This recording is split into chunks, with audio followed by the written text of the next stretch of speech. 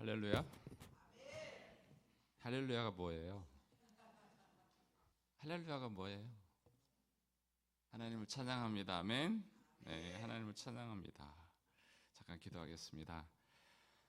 사랑하는 주님, 오늘도 그 풍성한 은혜가 임하기를 원합니다. 감사하며 예수님의 이름으로 기도드립니다. 아멘. 잘 지내셨어요? 한 3분의 1 정도는 저를 아시는 것 같아요. 3분의 2도 더 큰 은혜가 임하시기를 바랍니다. 아멘. 제가 헤어름교회 빚진 자입니다. 은혜의 빚진 자예요. 우리 이성영 목사님 또 함께 동역했던 우리 성도들 교회를 시작하면서 뭐 다사다난했었죠. 어려움도 있었고 좋았던 일도 있었지만 그 가운데 하나님의 큰 은혜가 있었습니다. 뭐 저는 이제 옛날 이야기를 좀 할까 해서요. 처음에 그때가 생각이 나요.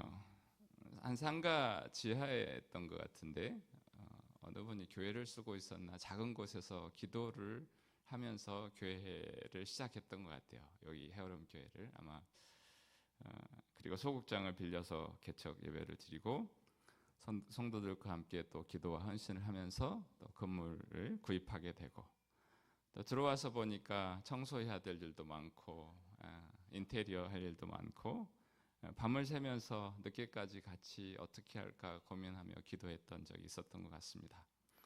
교회 간판도 아마 프레임은 그대로 있는 것 같아요. 그대로 있는 것 같더라고요. 주차장 앞에 있는 것도 그대로 있고 그대로 있는 게 많아요. 지금도요.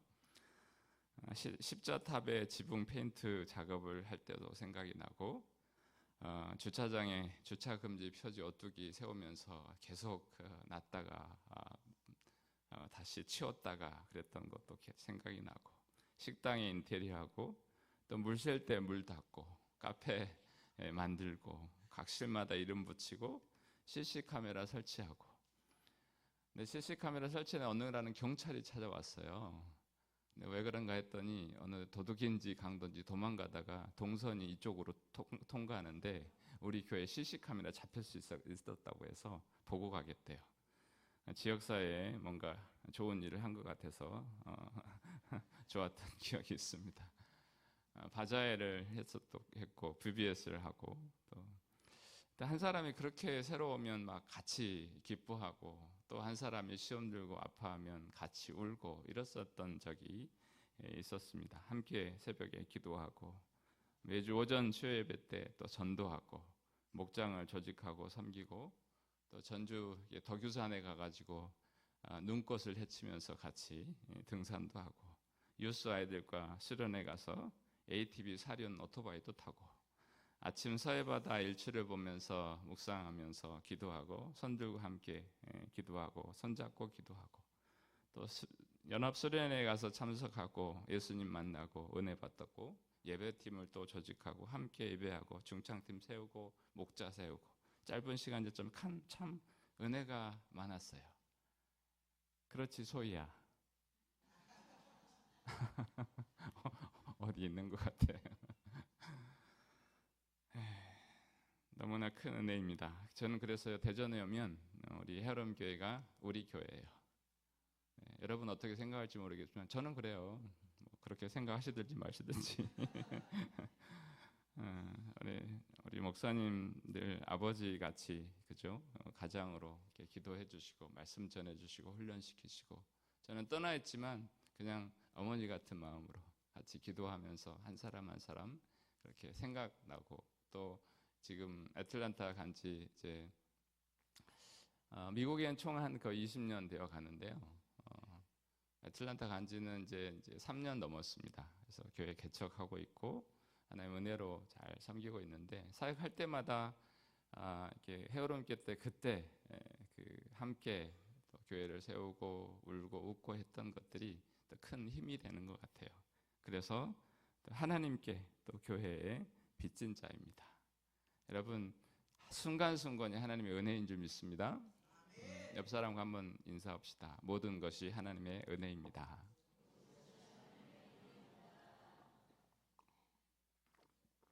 오늘 말씀 보니까요.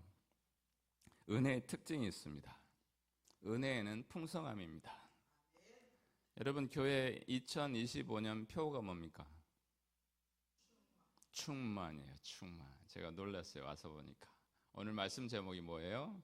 그 풍성한 은혜입니다. 충만. 풍성한 은혜는요, 특징이 풍성함입니다.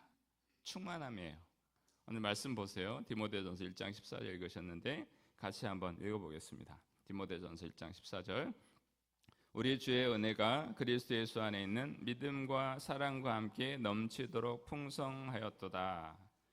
우리말은 앞에와 뒤에 있는데 영어 성경에 보니까 The grace of our Lord was poured out on me abundantly. 앞에 풍성하게 부어지는 은혜가 있어요. 은혜의 특성은 풍성함입니다. 예전에 번역한 성경에 보니까요, The grace of our Lord was more than abundant. 풍성함인데 more than이래요. 더 넘친다는 겁니다. 넘치는 은혜가 있습니다. 은혜의 특징은 풍성함이에요. 오늘 은혜를 바울이 알고 편지할 때마다 말씀해 보면 13개의 서신의 대표 특징들을 보면 항상 인사를 해요. 그 인사는 은혜에 대해서 교회를 위해서 빌고 수신자들을 위해서 은혜와 긍휼과 평강이 있을지어다. 은혜를 인사를 해요. 은혜를 받았으니까 은혜로 인사할 수 있는 거예요. 그리고 마지막에 보니까 또 끝에도 은혜입니다. 디모데전서 마지막에 보세요. 끝 인사가 뭐예요? 은혜가 너희와 함께 있을지어다. 은혜가 풍성한 사람은 은혜로 시작하고 은혜와 함께하고 은혜로 끝이 나요. 사람들이 여러 가지 일이 있을 수 있죠. 힘들 수 있어요. 요즘 그렇잖아요. 살기도 쉽지 않잖아요. 미국도 골치가 아파요.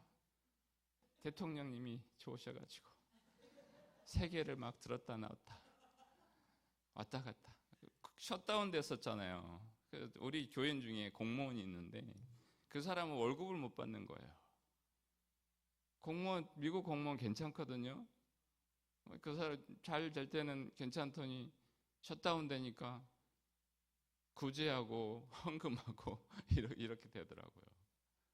여러분, 힘들어도 하나님이 함께 하시니 은혜입니다. 세상은요, 좋을 수도 있고 좋지 않을 수도 있어요. 나를 괴롭힐 수도 있고 나를 좋아해 줄 수도 있어요.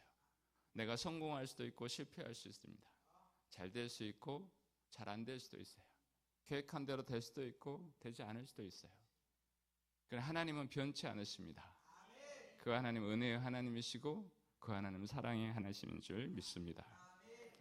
은혜는요, 분석이나 노력이 아니라는 거예요. 내가 이해되어지는 게 은혜가 아니에요. E.B. 화이트라고 하는 미국의 유명한 그 작가가 이런 말을 했습니다. 은혜는 개구리처럼 해부할 수 있으나 그렇게 하는 순간 생명을 잃어버리고 만다. 은혜는 분석하는 것이 아니라 받아들이는 것이다. 은혜는 머리로 이해하는 게 아니고요. 인간의 노력이나 설명으로 뭔가 얻을 수 있는 게 아니고요. 은혜는 주어지는 거예요. 제가 드리잖아요. 주면 받아야죠. 받는 건 우리가 하는 겁니다. 어떤 사람은 그냥 비잉 자체가 스폰지가 돼가지고 그냥 은혜를 주면 그냥 막 흡수하는 사람들이 있어요. 그건 하나님과 가까운 사람이에요. 근데 어떤 사람은 은혜를 주는데 하나님과 멀어져 있기 때문에 내가 드러나니까 내 생각과 내 사고와 내 가치와 경험과 논리와 지식이 있으니까 은혜를 받기가 쉽지가 않아요. 그때는 하나님 앞에 그래서 나와야 되는 거죠. 그래서 내가 더 주님께 더 적극적으로 받기를 희망하면서 내 마음을 열고 나아가야 되는 거죠. 근데 안 되니까 더 주님 앞에 무릎을 꿇는 거예요. 존 비비어가요, 은혜라는 책을 썼어요. 자기가 예수 믿기 전에 과거에 대한 이야기를 하는데요. 자기가 전에 다녔던 교회는 죽은 사람들에게 기도할 것을 가르친 교회였어요. 우리나라도 그런 종교가 있죠. 유교가 그렇죠. 죽은 사람들에게 거기만 아니에요. 지금 이분은 보니까 여러분 다 알만한 종교일 겁니다.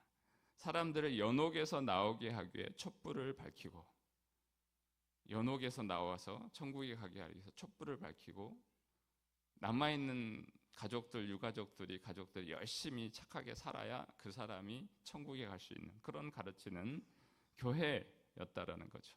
예수님에게 기도 응답을 받기 위해서 마리아에게 가서 빌라고 했다. 그들의 그 축복하고 기도하는 내용들을 보면 꼭 예수님도 있고, 그러나 마리아도 항상 등장을 하고 교황님도 등장하고, 성경에 나오지 않는 사람들이 만든 개념들이 진리라고 가르치는 그런 교회였다라는 거죠. 이게 뒤에 고백이 중요해요. 이 사람이 나중에 고백하는 거는, 만일 내가 그때 죽었다면 천국에 가지 못했을 것이다. 예수 그리스도를 내 주님으로 영접하고 나서 보니 나는 많은 오류를 진리로 믿고 있었다라는 것을 알았다. 여러분, 진리는 하나입니다. 길이요 진리요 생명은 하나예요. 내 세상은 모두가 진리라고 가르치는 거예요. 믿음이 없으니 그럴 수도 이해돼요. 은혜 받지 않았으니. 그래서 오늘 저는 기도할 때에 내가 은혜가 없다면 하나님 나에게 은혜를 주십시오. 하나님 은혜를 다시 회복할 수 있도록 도와주십시오. 그런 기도를 했으면 좋겠어요. 내 주변에 가족에 이웃에 은혜 받지 못한 사람이 있다면, 예수를 모르고 은혜를 받지 못한 사람이 있었다면 그 사람을 위해서 기도했으면 좋겠어요. 하나님 은혜가 풍성한 사람이 되게 주님 도와주십시오. 은혜는요 주님이 주권적으로 주도적으로 주시는 거예요. 그래서 주님 앞에 기도하는 거예요. 내가 막 받고 싶다고 어디 찾아다닌다고 그래서 은혜가 주어지는 게 아니라 주님이 주권적으로 주시니까, 주님이 주도적으로 주시니까 그래서 주님께 기도하는 거예요. 오늘 바울은요 그걸 아는 사람이었어요. 그래서 은혜로 인사하고 오늘 은혜의 풍성함에 대해서 교회를 위해서 격려하고 응원하고 있는 것이죠. 여러분, 구원은 하나님의 선물입니다. 은혜를 보니까요 과분한 호의래요. 과분한 호의. 과분한 하나님의 호의라는 거예요. 에베소 2장 8절에 너희가 그 은혜에 의하여 믿음으로 말미암아 구원을 받았나니 이것은 너희에게서 난 것이 아니요 하나님의 선물이라. 근데 너희가 그 은혜 하니까 하나님의 과분한 호의로 번역이 됐어요. 호의는 뭔가 다시 줄 것을 바라고 주는 게 아니에요. 그냥 베푸는 거예요. 선물이에요. 그런 선물을 우리가 받았어요. 죄인으로 태어나서 죄인이 되었어요. 뭔가 죄를 지었기 때문에 죄인이 아니라 태어나고 나니까 죄인이었어요. 근데 그 죄인을 하나님이 아들을 보내셔서 나를 다시 살려주셨어요. 그것이 은혜예요. 여러분, 오늘 추수감사절이잖아요. 이렇게 너무나 예쁘게 장식도 하시고, 어제 우리 교회에서 카톡을 보냈는데 여기다가 장식을 한다고 사진을 보냈어요. 저 위에 있는 호박 한 덩어리 딱 났더라고요. 은혜입니다. 그것도 은혜. 근데 제가 그 호박의 스토리를 알거든요. 우리 집사님 이사 가가지고 미국에서 그 호박을 키웠어요. 그래서 저렇게 만들었어요. 근데 그게 집에 있었던 게 교회도 갖다 놨더라고요. 저는 그것도 큰 은혜라고, 하나님이 추수할 것을, 그거 하나가 상징적인 의미가 있는 거잖아요. 여러분, 우리가 부족한 죄인이었습니다. 연약합니다. 그러나 오늘 또 찬양 불렀던 것처럼 세상에는 추수할 것이 많아요. 그래서 우리가 추수되어서 하나님 앞에 왔어요. 그 추수할 것의 일꾼으로 주님 불러주셨어요. 오늘 예배드리게 하셨어요. 그 사람이 함께 오면 하나님 예배하고 찬양을 해요. 뭘 하지 않아도 괜찮아요. 여러분, 우리가 하나님의 은혜입니다. 아멘. 당신의 외아들을 보내셔서 우리를 살려주셨잖아요. 십자가에 죽으셨잖아요. 다시 살아나셨잖아요. 네가 죽어도 다시 살 것을 말씀하시잖아요. 우리의 세대만이 아니라 다음 세대에도 그렇게 계속해서 하나님의 은혜를 같이 나누기를 원하세요. 에베소서 2장 7절 8절에 보니 그런 말씀이 있어요. 그리스도 예수 안에서 우리에게 자비하심으로써 그 은혜의 지극히 풍성함을 오는 여러 세대에 나타내려 하심이라. 너희는 그 은혜에 의하여 믿음으로 말미암아 구원을 받았으니 이것은 너희에게서 난 것이요 하나님의 선물이라. 나를 자랑한 것이 아니라, 내 행위로 했다라는 것을 자랑한 것이 아니라 하나님의 은혜, 영광을 자랑하게 하기 위함이라. 내 세대만이 아니야. 우리 교회 이름이 뭡니까? 저희 교회, 미국의 교회 이름이 헤리티지가 처음에는 막 어렵겠지만 익숙하게는 어렵진 않아요. 유산입니다. 유산. 하나님 나라의 유산이에요. 그 유산을 물려받았어요. 믿음으로. 또 믿음의 신앙을 가진 부모님들이 자녀들의 그 신앙을 물려주길 원해요. 하나님이 모든 것을 주시고 그 주신 모든 것을 누리고 그 누림을 다음 세대에 전달하기를 원하는 것이 크리스찬이고 믿는 교회이고 우리의 사명인 거예요. 오늘 여기 너무 해오름교회 우리 젊은이들이 많다는 이야기를 들었습니다. 은혜입니다. 아멘. 저들이 소망이고요. 다음 세대가 살아야 돼요. 그러려면 기존 세대가 더 잘 살아야 돼요. 그래야 다음 세대에 물려줄 게 있습니다. 하나님의 은혜가 아니면 우리는 살아갈 수가 없습니다. 미국에 나오기 전에 한 2주 전에 한 친구 목사님이 친구의 이야기를 하는 것을 들었어요. 그분이 글을 올렸는데 제목이 뭐냐면 우리 아들이 당한 두 번째 총기 사고. 얼마 전에 학교에서 이제 텍사스에서 시니어 아이들이 그 고3 아이들이 졸업을 한다고 파티가 있었어요. 파티가 끝나고 이 아이들이 이렇게 파티가 끝났는데 또 애프터 파티를 해요. 근데 그 아들이 그곳에 참여를 했었는데 아들과 세 친구들은 그 다음에 뭘 할 줄 알아요. 거기서 뭐 하냐면 술 먹고 담배 피고 마약하고 그런 것을 알아요. 그래서 가지 않았어요. 자기들끼리 파티 안 가고 아이스크림 가게 갔어요. 근데 거기에 참여한 친구한테 연락이 온 거야. 파티에서 총기 사고가 났다는 겁니다. 이런 일이 여러분 미국에는 자주 일어나고 있어요. 근데 아주 가깝지는 않죠. 그런 곳에 가지 않으면 되죠. 안전하긴 한데 그런 일이 예기치 않게 자주 일어나고 있습니다. 그 목사님 아들이 고등학교 1학년 때 첫 번째 총기 사고를 당했어요. 아빠 라이드를 자기가 당한 건 아니고 아빠가 이제 자기를 픽업하러 오는 것을 기다리고 있는데 맞은편에서 총기 사고로 자기 앞에서 한 명이 죽은 거예요. 또 사람이 다친 거예요. 이런 일들을 겪으면서 두 번째 사고를 겪고 그 아들이 아빠에게 고백을 했답니다. 하나님께서 지켜주셨어요. 이 아버지가 그렇게 글을 남겨요. 하나님께서 지켜주셨다고 고백한 아들을 보면서 감사한 마음이 들었다. 하지만 내 아들이 자신을 지켜주신 하나님으로 감사하는 것을 넘어 다른 사람에게 하나님의 통로가 되는 것으로 감사하는 사람 되기를 진심으로 바란다. 하루하루가 은혜로 사는 것은 분명하다. 여러분 하루하루가 하나님의 은혜입니다. 대한민국처럼 살기 좋은 나라가 없어요. 안전해요. 여러분 그럼에도 불구하고 안전해요. 이런 세상의 일을 겪기 전에 우리는 이미 태어나면서부터 죄인이었다는 거예요. 어느 날 베드로가 예수님께 물었습니다. 주여, 형제가 내게 죄를 범하면 몇 번이나 용서하여 주리까? 7번 하오리까? 그때 예수님이 충격적인 대답을 하죠. 7번뿐만 아니라 7번을 70번이라도 해라. 7 곱하기 70은 뭐예요? 어려운 문제예요. 490번입니다. 490번만 용서해라? 누가복음에 보니까요 70번 하라는 얘기가 없어요. 그냥 7번씩 하래요. 무슨 말입니까? 하루에 지은 7번의 죄를 7번 용서하래요. 내일 또 7번 지으면 7번 용서를 하래요. 70년을 7번 하루에 지어도 용서를 하래요. 완전한 용서 사람이 할 수 있어요? 없어요? 없습니다. 하나님의 용서예요. 너희가 죄인인데 주님은 목숨을 버리시기까지 너를 용서했다라는 거예요. 그 은혜를 너희가 입었기 때문에 그 은혜의 능력으로 그 은혜로 다른 사람을 용서할 수 있다라는 말씀을 하고 있는 거예요. 내가 할 수 있는 게 아닙니다. 주님이 용서하셨으니 할 수 있는 거예요. 우리는 하나님께 풍성한 은혜를 받은 사람들입니다.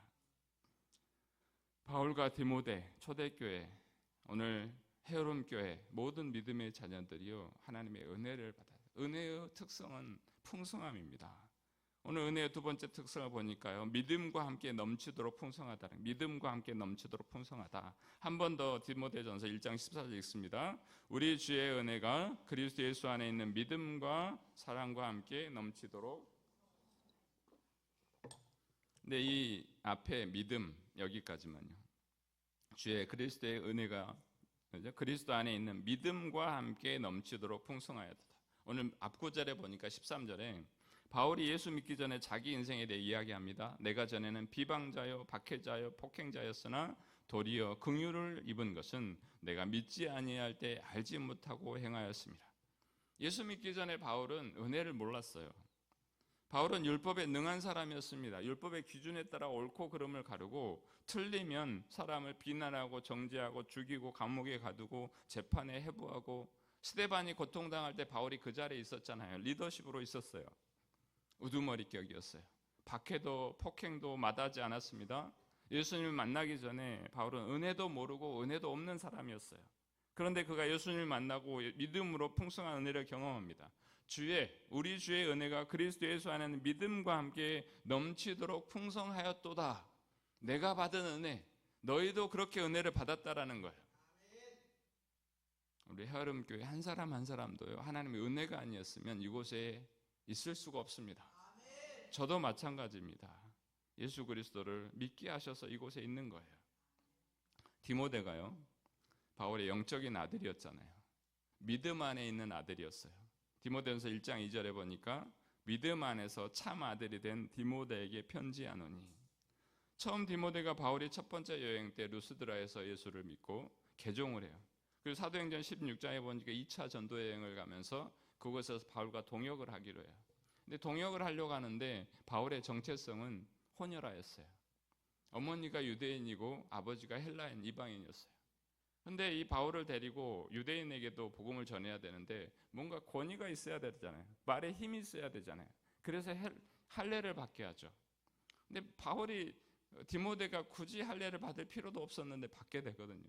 그것은 하나님의 받은 은혜, 이미 은혜를 나누고 바울로부터 또 은혜를 입고 그 은혜를 다른 사람에게 복음으로 그를 함께할 사람들에게 은혜를 나눌 사람이 되기 위해서 나름의 희생을 하고 나름의 작정을 하고 할례를 받게 된 것이죠.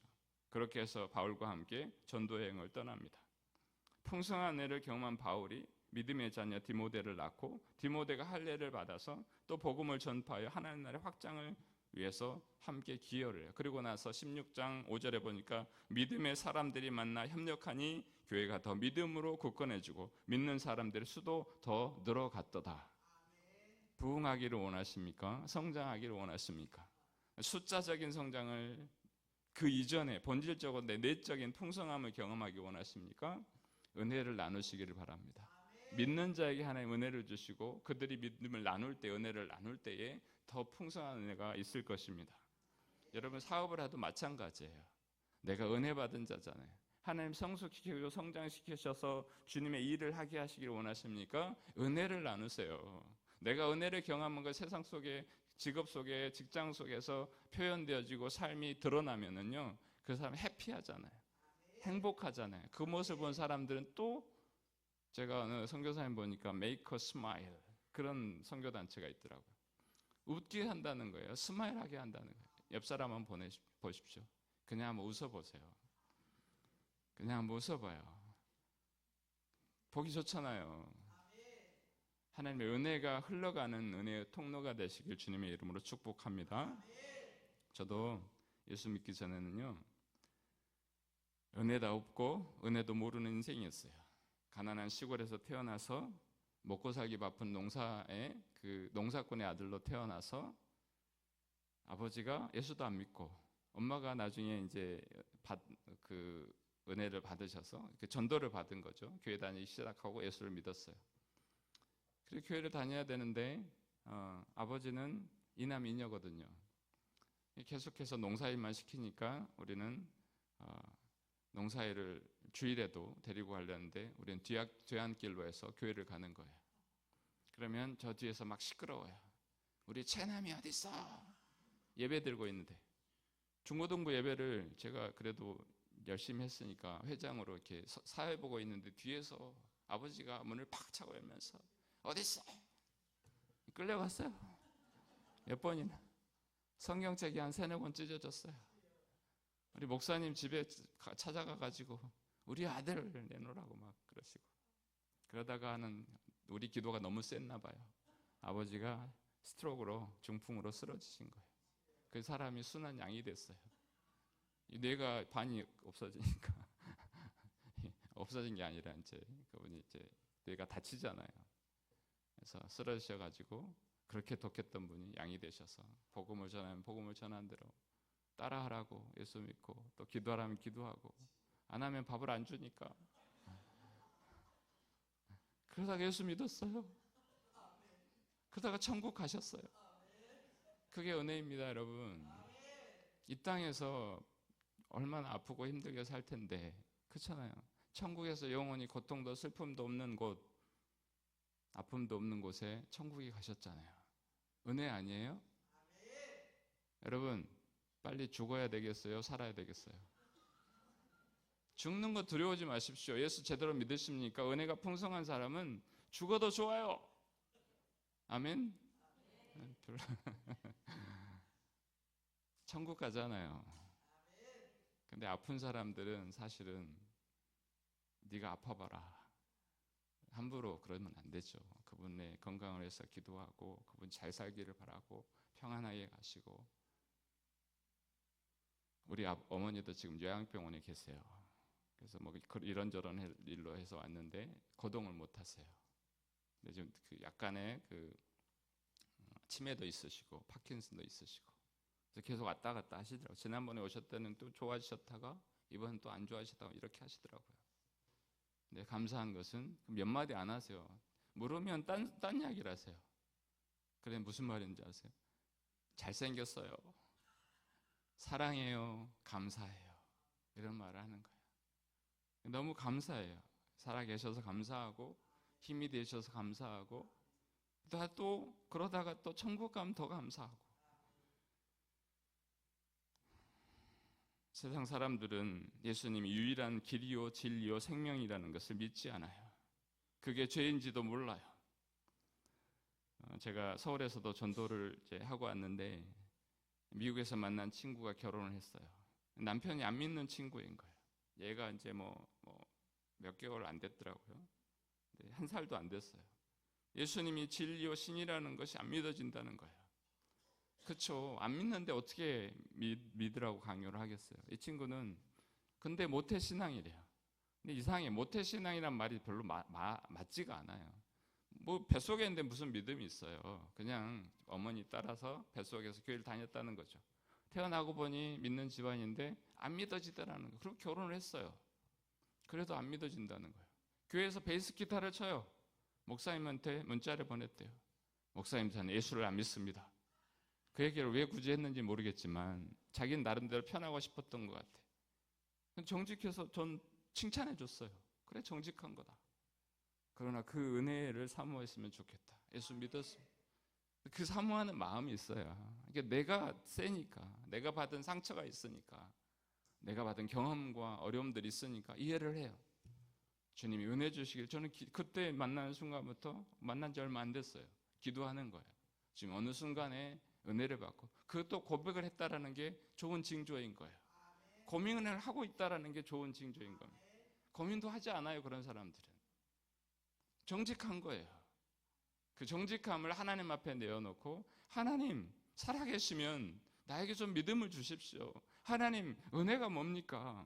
하나님 예수님이 나를 위해 죽으셨다라는데 예수님이 하나님의 아들이라는데 나는 사람이 어떻게 신입니까? 믿어지지가 않아요. 이런 고백을 솔직히 하는 것, 그게 기도 아니에요? 여러분, 나 같은 죄인 살리신 찬송, 그죠? 존 뉴턴이 어메이징 그레이스를 썼잖아요. 나 같은 죄인 살리신 주 은혜 놀라와 잃었던 생명 찾았고 광명을 얻었네.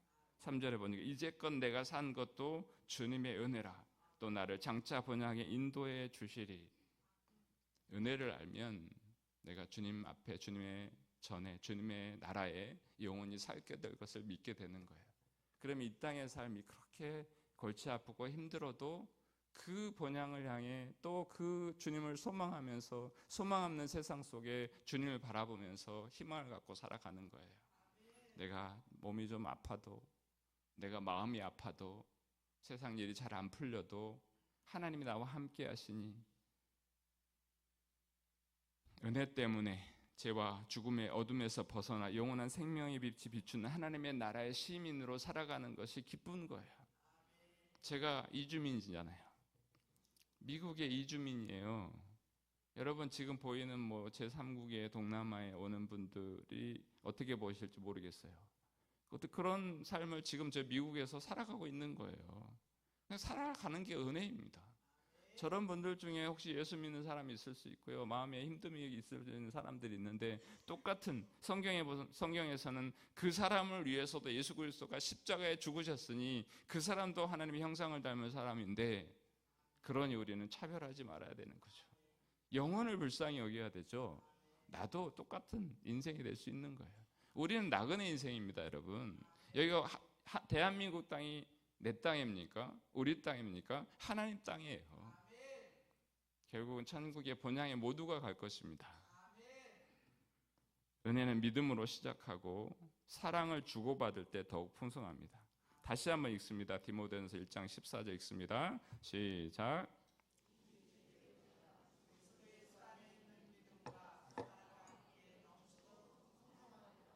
네, 이제 그리스도 안에는 믿음과 사랑과 함께 넘치도록 풍성해요. 바울이 감사한 것이 있었어요. 전에는 바울은요, 벌레 같은 인생, 쓰레기 같은 삶을 살았어요. 예수 믿고 하나님 사랑을 알고 본 그 자녀가 되고 나니 은혜에 감사한 거예요.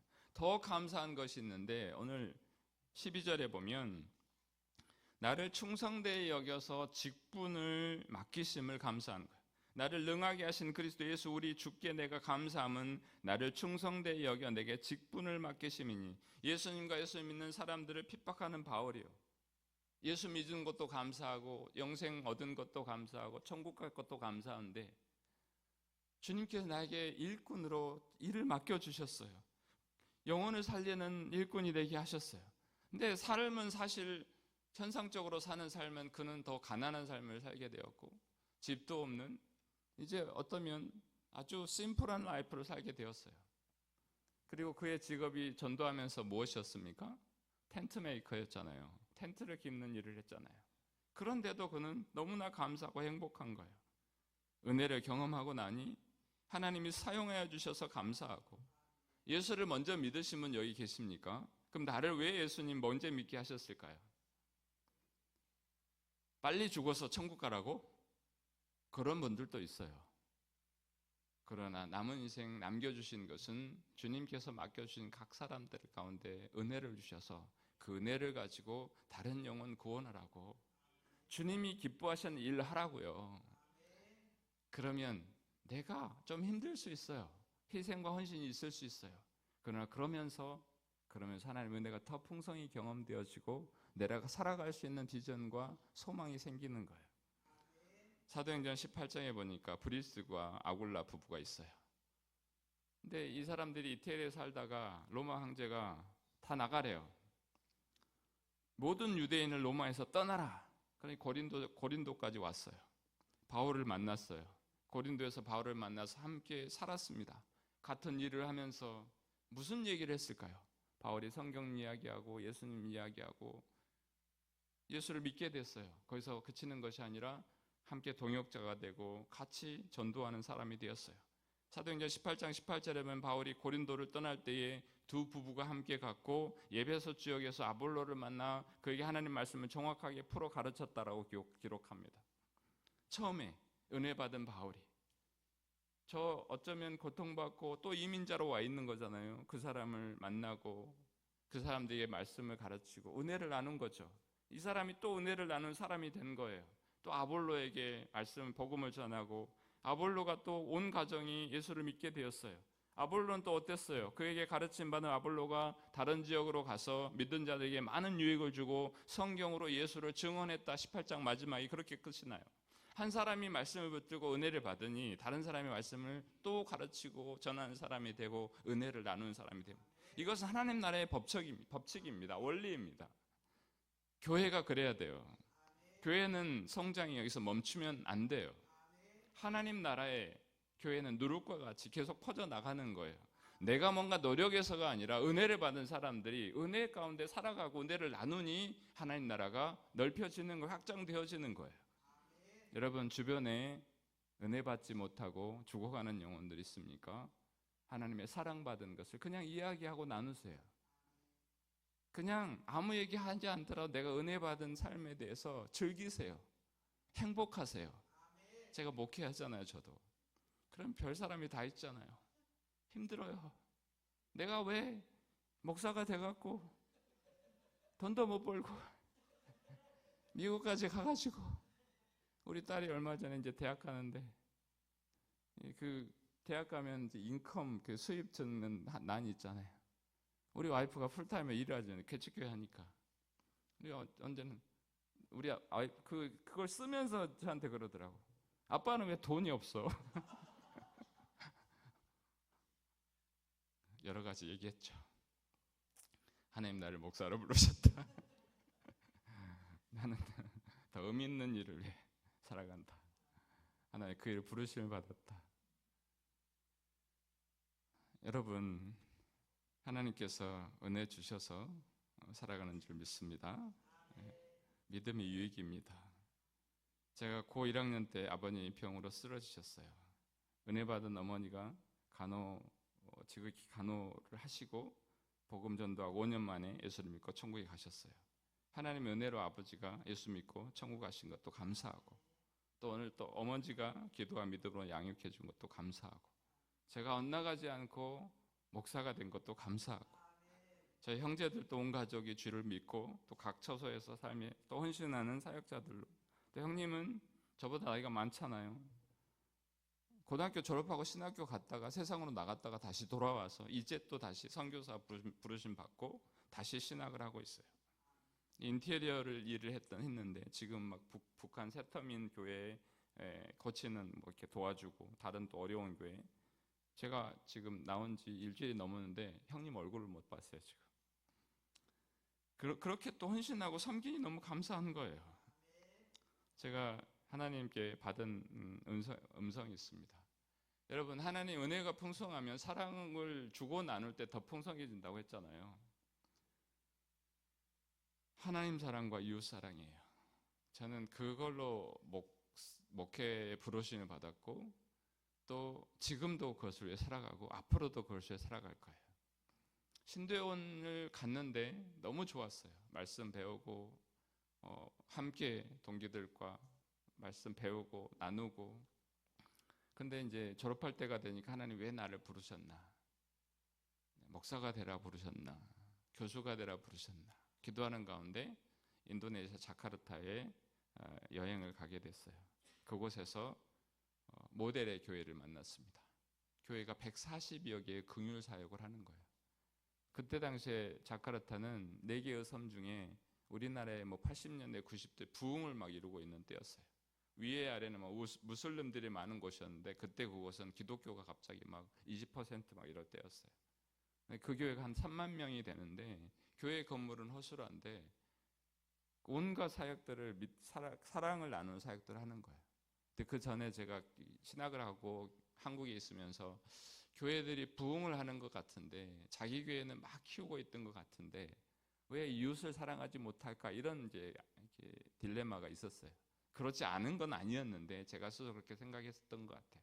그때 그 교회를 보고, 그래, 교회는 이래야 돼. 하나님 사랑하면 이웃을 사랑하고 섬기고, 하나님 명령하셨잖아요. 마지막 명령, 예수 그리스도 명령하셨잖아요. 하나님을 전 인격을 다해서 전 삶을 다해서 사랑하라고. 그리고 너처럼 나처럼 예수 그리스도를, 하나님을 사랑하듯이 그 사랑을 또 이웃을 사랑하라고, 자신처럼 이웃을 사랑하라고 명령하셨잖아요. 그 명령이 좀 실천되어졌으면 좋겠고, 제가 미국에서 그래서 공부하고 또 전도학이라는 학문으로 박사를 받고, 학문도 논문도 그렇게 썼어요. 건강한 교회 성장과 사회적 책임과의 관계성 연구. 건강한 교회가 하나님 사랑하는 거예요. 사회적 책임은 이웃을 사랑하는 거예요. 그게 관계가 있냐? 관계가 없어요. 왜냐하면 모든 교회는 다 사랑해야 되니까. 당연한 거였어요. 교회가, 지금도 저는 그 작은 교회지만 제 삶도 하나님 사랑하는 것, 이웃 사랑하는 것, 그렇게 살아가고 있어요. 근데 우리 교회의 표어는 한 사람으로부터 시작돼요. 한 사람이 말씀과 성령으로 새로워져서 하나님과 이웃을 사랑하는 성숙한 교회가 된다. 그 한 사람이 거룩한 성전이 되기 위해서 말씀이 필요하고 성령이 필요합니다. 그 성장의 증거는 하나님을 사랑하고 이웃을 사랑하는 거예요. 여러분 전도할 때도 몇 주 전에 하셨다고 들었는데 그렇게 어떤 필요가 있는가 그 사람의 필요를 채워주는 초대 교회의 전도는 그거 제가 전도 전공이잖아요. 각 필요가 무엇인가를 알아야 돼요. 세상에서도 고객 만족이네, 고객 감동이네, 요즘은 고객 졸도네, 요즘은 고객 공감이네 이런 것까지 나온다면서요. 만족에서 끝나는 게 아닌 세상이에요. 그 사람 필요가 더 이상해. 자기도 생각한 필요를 채워주는데 감동받는 거. 세상도 그렇게 계산 따지는데 복음을 나눈다는 사람들, 영혼을 나눈다는 우리가 한 사람의 영혼을 구원하기 위해서 얼마나 많은 희생과 노력과 그 사람이 구원받으면 하나님 나라에 잔치가 벌어진다잖아요. 하나님의 상급이 우리 안에 넘친다고 하잖아요. 여러분 은혜는 나누는 것입니다. 그 은혜는 풍성함입니다. 은혜는 믿음과 함께 있을 때 더 풍성해지고요. 사랑을 나눌 때 더 풍성해집니다. 하나님 사랑을 나누는데 더 풍성하게 은혜 주지 않으시겠어요? 여러분 목적을 우선순위를 달리해 보세요. 여러분 왜 잘 되기를 원하십니까? 왜 우리 자녀가 좋은 학교를 가고 장가 시집을 잘 가고 좋은 직장을 가고 잘 살기를 원하세요? 하나님 나라의 법칙은 먼저 그의 나라와 의를 구하라. 그리하면 너의 모든 것을 채우시리라. 먼저. 근데 우리는 보이는 것이 먼저예요. 하나님 이러면 이렇게 할게요가 아니라 하나님 먼저, 주님을 먼저 우선순위를 먼저 하고 그 다음에 하면 하나님은 우리가 상상하지 못한 것들 은혜를 주셔서 일하십니다. 꼭 현상적으로 물리적으로 축복이라고 하지 마세요. 내 안에 풍성함이 은혜인 거예요. 하나님 나라가 내 안에 있잖아요. 거기서 기뻐하지 못하면 다른 것으로도 기뻐하지 못해요. 한번 손 한번 얹어보세요. 머리 위에 뭐가 있습니까? 손이 있잖아요. 손 위에 뭐가 있습니까? 공기가 있나요? 교회 천장이 있습니다. 그 위에는 뭐가 있을까요? 하늘이 있고. 내려보세요. 은혜 위에는 뭐가 있어요? 은혜가 있어요. 그 위에는 뭐가 있어요? 은혜가 있어요. 찬양 아까 오자마자 하는 찬양이 감사 위에 감사더라고요. 아마 찬양 어떻게 선곡하신 분이 기도 많이 하신 것 같아요. 감사 위에 감사가 있고 은혜 위에 은혜가 있습니다. 은혜 위에 은혜로라는 것은 은혜 애프터 다음에 은혜예요. 근데 은혜 다음에 은혜 끝나는 것이 아니라 은혜 다음에 다음에 또 은혜 영원한 은혜입니다. 성경은 말씀하세요. 영원한 은혜라고. 성경은 말씀해서 은혜는 작은 은혜가 아니라 큰 은혜라고. 큰 은혜를 삼으시기 바랍니다. 하나님의 은혜가 넘칠 때에 우리 주변도 더 은혜가 넘쳐난 거예요. 은혜가 넘쳐나는 사람이 막 함부로 얘기할 수 있어요? 은혜가 넘치는 사람들 감정적으로 이야기할 수 있어요? 그것은 내가 하는 것이 아니라 사단이 나를 통해서 내가 그에게 도구가 되어가는 거예요. 은혜를 사모하시기 바랍니다. 하는 은혜가 넘치는 자에게 말부터 달라지고 표정부터 달라지고 행함부터 달라지고 그 분위기 속에 교회가 있는데 사람이 왔다가 얼마나 사람들이 대접받고 환대받는 그런 기분으로 와서 교회에 또 정착하게 될 거예요. 여러분 올해 풍성한 은혜가 있었다면 내년에 더 풍성한 은혜가 있기를 주님의 이름으로 축복합니다. 아멘. 기도합시다. 사랑하는 하나님, 그 풍성한 은혜 예수 그리스도를 통한 은혜인 줄 믿습니다. 하나님, 이 헤어롬 교회 성도 한 사람 한 사람 가운데 그리스도를 통한 하나님의 풍성한 은혜가 넘치기를 소망합니다. 믿음으로 반응하게 하시고 사랑으로 행할 수 있도록 주님 도와주시옵소서. 하나님의 그 풍성한 은혜가 여기 한 사람 한 사람 각 가정에 연관된 모든 이들에게 임하시기를 주님의 이름으로 축복합니다. 아멘.